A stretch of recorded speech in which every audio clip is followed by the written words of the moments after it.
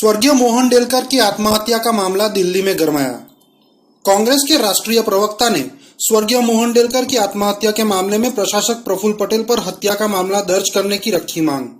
दिल्ली में आज दिनांक 26 फरवरी 2021 को अखिल भारतीय कांग्रेस समिति के राष्ट्रीय प्रवक्ता पवन खेरा ने एक प्रेस कॉन्फ्रेंस का आयोजन किया, जिसमें उन्होंने स्वर्गीय मोहन डेलकर की आत्महत्या के मामले में दादरा नगर हवेली, दमन और दीव एवं लक्षद्वीप के प्रशासक प्रफुल्ल पटेल को तुरंत ही पदमुक्त कर उनके खिलाफ हत्या एवं आत्महत्या के लिए उत्प्रेरित करने का मामला दर्ज करने की मांग रखी और इस पूरे मामले की अविलंब न्यायिक जांच हो, ताकि 7 बार सांसद रह चुके आदिवासी नेता स्वर्गीय मोहन डेलकर को मरणोपरांत न्याय मिल सके।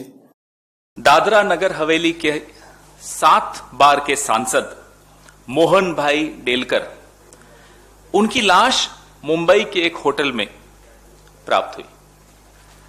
मोहन भाई ने 10, 15, 16 पन्नों का एक सुसाइड नोट भी छोड़ा और मौत के मुंह में समा गए। इस कथित नोट में उन्होंने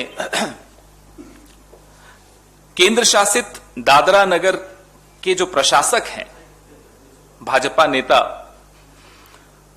और भाजपा के गुजरात के पूर्व गृह राज्य मंत्री प्रफुल्ल खोड़ा पटेल, जो कि वहां के प्रशासक हैं, और अन्य अफसरों को नामित किया है। पूर्व में भी मोहन भाई डेलकर ने संसद में भी और प्रधानमंत्री नरेंद्र मोदी जी को, गृह मंत्री श्री अमित शाह को और अन्य नेताओं को, अन्य मंत्रियों को लगातार कई पत्र लिखे, जिसमें श्री प्रफुल्ल खोड़ा पटेल द्वारा जो उनके ऊपर की जा रही प्रताड़ना थी, उस ओर उनका ध्यान आकर्षित करने की चेष्टा की।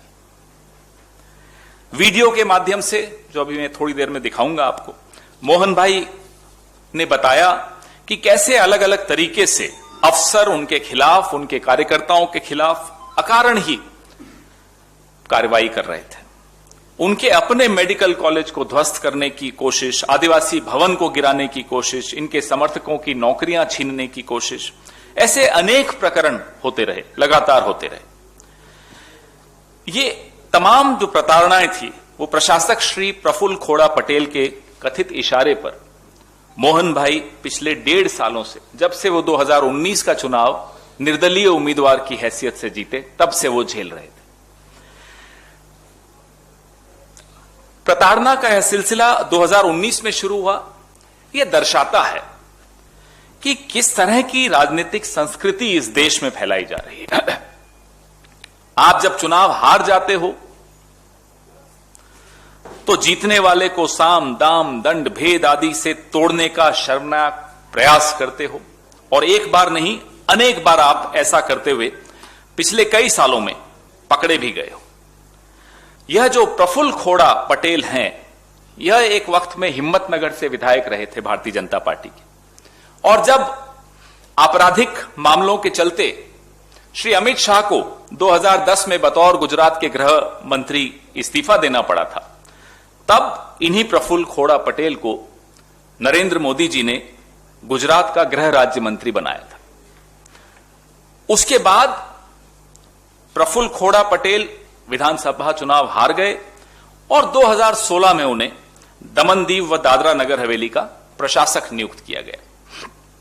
कुछ तो मजबूरियां रही होंगी नरेंद्र मोदी जी की।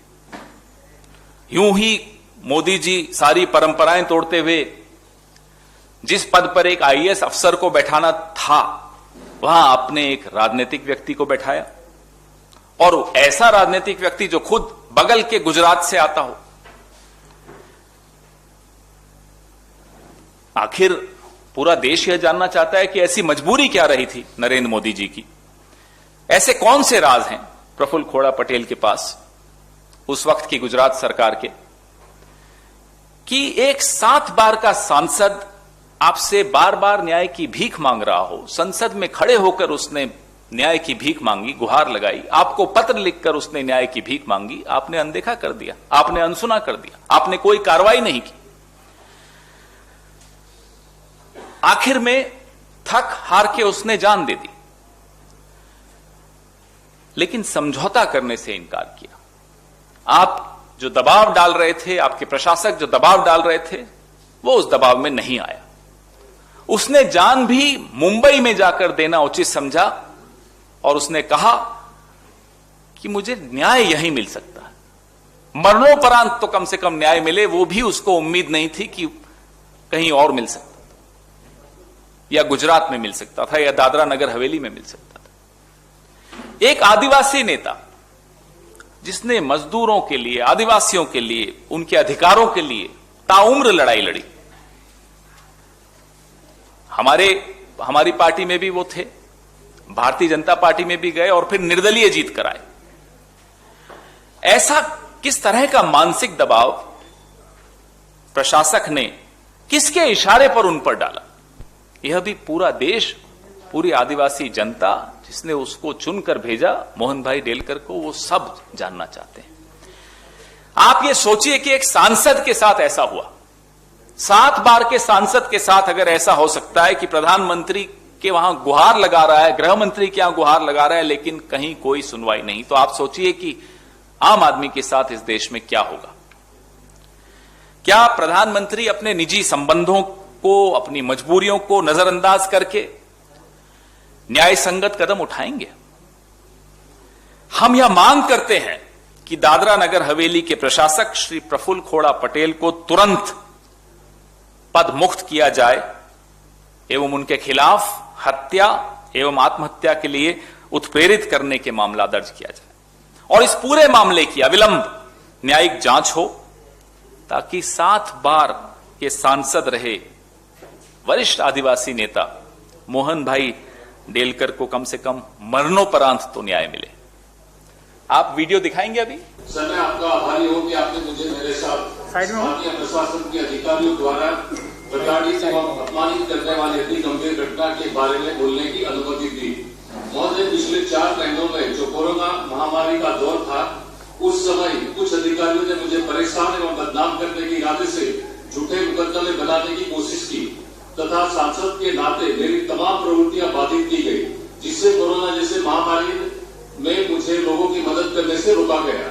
दादरा नगर हवेली केंद्र शासित प्रदेश मुक्ति दिवस पर सरेआम मेरा अपमान किया गया। 35 साल से चली आ रही परंपरा के अनुसार प्रदेश के सांसद के नाते प्रदेश की जनता को संबोधित करने के मेरे अधिकार से मुझे वंचित रखा गया। मेरे पूछे जाने पर मेरा संबोधन क्यों काट दिया गया, तब प्रदेश के उपसमाहर्ता एवं सर 20 सेकंड सर, ये बहुत गंभीर मामला है सर, मुझे ये कंप्लीट कर दीजिए प्लीज सर। मेरे पूछे जाने पर मेरा संबोधन क्यों काट दिया गया, तब प्रदेश के उपसमाहर्ता एवं कार्यक्रम के उत्तरापेक्षी ने मेरे साथ अभद्र व्यवहार किया। एक के बाद एक पिछले 4 महीनों से लगातार मुझे परेशान एवं प्रताड़ित करने के उद्देश्य से अधिकारी षड्यंत्र के तहत कार्य कर रहे थे। महोदय, प्रशासन के कुछ अधिकारी सांसद के साथ अभद्र व्यवहार एवं उनकी अवमानना करते हैं, जिसका बड़ा उदाहरण मेरे साथ जो घटना घटी उसे प्रमाणित होता है। ऐसे अधिकारियों के व्यवहार से न केवल लोकसभा की गरिमा को ठेस पहुंचती है, बल्कि लोकतंत्र के ऊपर बड़ा खतरा मंडरा जाता है। इसलिए ऐसी घटनाओं को संसद को अति गंभीरता से लेना होगा।